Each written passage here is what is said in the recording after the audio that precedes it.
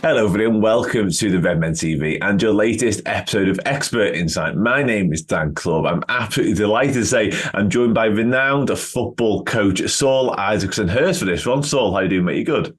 Very well, thank you, mate. Thanks for having me. No, my pleasure. My pleasure indeed. Looking forward to it. Couple of things to talk about with you while I've got you. We'll begin with Liverpool's seemingly incoming technical skills coach, Diogo Paiva. Now, I want to talk to you about him because he was formerly head of individual development at FC Porto, and I know you've had a conversation with him previously. Before we dive into him as a coach and in terms of what his role might be at Liverpool, I wanted to ask you, technical skills coach, what does that entail, really, I guess? Because it's not something I've heard sort of be commonplace necessarily. Is it sort of working with, it's been centred and billed as working with the first team and the academy. I'm guessing sort of on a one-to-one individual basis, would that be right? Yeah, I mean, listen, I mean that's my specialism. That's what I do as well. I've been doing this for 20 years, and yeah, I mean that's the idea. I mean, it can be individual, can be small groups, can be the whole group as well. But I think what it does, it just gives you a little bit of a different outlook on player development and how things are look and how things are constructed in training sessions. So yeah, I mean, listen, what's that going to involve? I mean, yeah, if you look at, for example, his previous role at Porto. Very much focused on individual technique, also the 1v1 duel and 1v1 domination, and particularly in Portugal and many other places in Europe, they have a big focus on the 1v1. So what does that mean in terms of, the whole game is, for example, of how I, compete against my opposition individually, my individual battles, if you like. And that might be me having a defender or opposition in front of me, maybe behind me on the side, to trying to construct training methodologies or training sessions to really focus on this. And, there's a saying that, a successful 1v1 beats any sort of tactical situation or a tactical, setup as well. So it's very much focused on that. And if you look as well, like Pep Lijnders had a similar role at Porto as well before he came to Liverpool. So that same sort of, approach and that guys, and similar what I do as well with players, there's really trying to break down those game changing moments of the game, really focus on those, and then support players in practicing them and mastering them, if you like. Okay, interesting. In terms of his CV, then his track record, as you mentioned his time at Porto there, I touched upon it as well. But prior to that, he's done a lot of work with a lot of different clubs. I think he spent some time over in China as well, am I right in saying? So Liverpool have a track record now of appointing best in class. There might have been some missteps on the way, but the mantra and the idea is you do get those gold standard coaches in place. Does his CV and what he's done in terms of his career pathway to date, does that lend itself to that as well, would you say? Yeah, I mean, absolutely. And also you've got to look at the recent change in direction in terms of the management structure as well. So you've got a new sporting director, but you've got the guy from Portugal as well who used to work at Benfica. So obviously this is his influence. So I imagine bringing in that to try and bring a little bit more of that technical outlook in terms of player development. And that's why I did imagine he'd be very much associated within the academy as well in that transition, a bit like Pep was as well. Lijnders, because I mean, still in this country, we're very much team-based and team-focused in our training and our coaching methodology and our courses. So I think it will add some value to already really strong academy, which is it's one of the top academies, obviously. But obviously, you can always add value, add some quality to do that. So, like I said, it just brings a different perspective in terms of that, in terms of player development and how to really stretch players and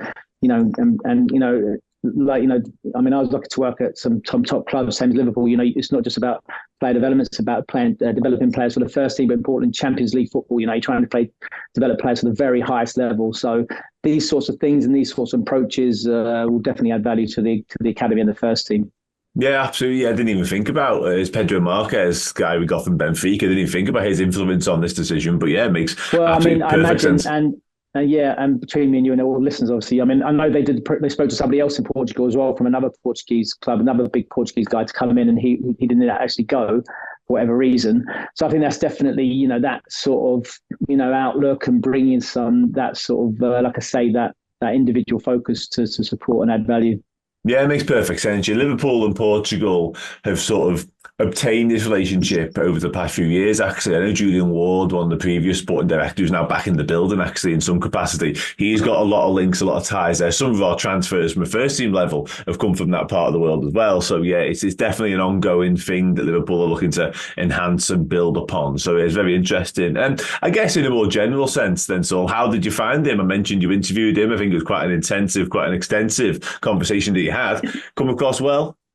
Yeah, I mean, listen, I started doing my podcast, many years ago, but really it was also a way for me to upskill myself. Obviously, like, I worked at Chelsea, Tottenham, Arsenal, some of the top academies in the country. But I mean, my philosophy is much more akin to people like Diogo. So I'm very much more European, more individual based, much more based around technique and the 1v1 duel. So I look for guests who will give me insight as well, and obviously my listeners as well. So I do that, and places like Portugal and Holland. These are hotbeds of talent for young coaches who work on these specific things. A little bit different to, like I say, what we do in England. Not better and not worse. It's not a value-added judgment. It's just a bit different. And I think now there's definitely room to add that to what we do here. But so I look for those sorts of people. And unfortunately, Diogo, agreed to come on the show and share some of his great work. Yeah, absolutely. Yeah, you make it right in terms of different methodologies or different approaches to it. Add in those different thoughts really and how you've been brought up, because you mentioned, Holland, Portugal, they are breeding grounds for talent. Whatever they go on to become in terms of actual first team stars, a different conversation every now and then. But yeah, I think in terms of the academy setups and the academy approaches, also, they are. If you look at the top performing academies in terms of Champions League players produced, I mean, you will see, a high proportion of the Portuguese and the Dutch teams in those races in terms of per capita, they really do outperform. So it's interesting to see what they're doing. And like say, Pep Linders is another one, a great example. Came to Liverpool, so he started in the academy, then moved into the first team, bringing a different outlook from Holland. Obviously worked at Porto as well. So it's a great example.